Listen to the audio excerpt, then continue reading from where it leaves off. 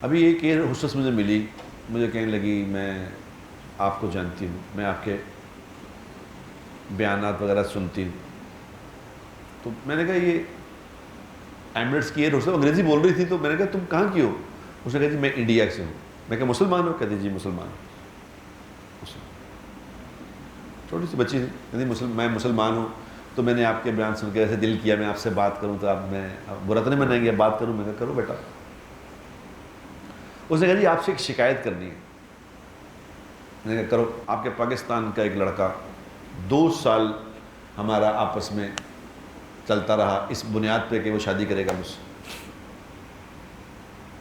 2 سال بعد اچانک اس نے میرا نمبر بلاک کر دیا، نہ کوئی بتایا کہ کیا بات ہے کیا نہیں ہے. ہم پورا عہد و پیمان ہو گئے تھے کہ شادی ہونی ہے شادی ہونی ہے شادی ہونی ہے. اور میں نے گھر والوں سے بھی کہہ دیا کہ میں نے شادی کرنی ہے اس سے. تو وہ ایک دم غائب ہو گئے، میرے نمبر سے بلاک کر دیے. 3 مہینے ہو گئے نمبر بلاک ہوئے. کہتے آپ اسے جانتے ہیں، میں آپ کو نام نہیں بتاؤں گی. میں کہا کون ہے؟ کہتے پاکستان کا ایک اتنا بڑا کرکٹر نہیں ہے لیکن کرکٹر ہے پاکستان کا، اس نے میرے ساتھ ایسا کیا ہے.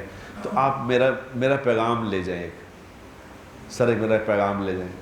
آپ اس کرکٹر کو مل کے یہ کہیں کہ لوگوں کا دل نہ توڑا کرے. نہ میں نے کیا ظلم کیا اس کے ساتھ؟ میں تو ہندوستان کی سی.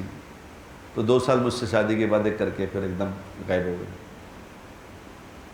اور مجھے پھر پینک اٹیک شروع ہو گئے. میں اسپتال میں رہی.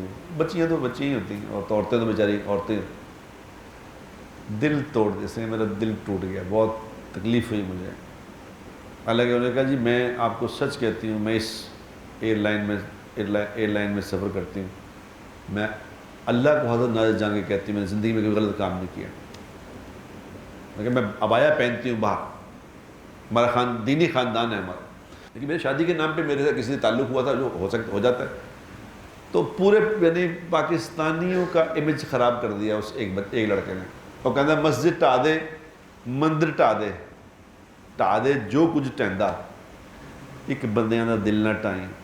سونا رب دلاں وچ رہندا. دل نہ توڑو لوگ.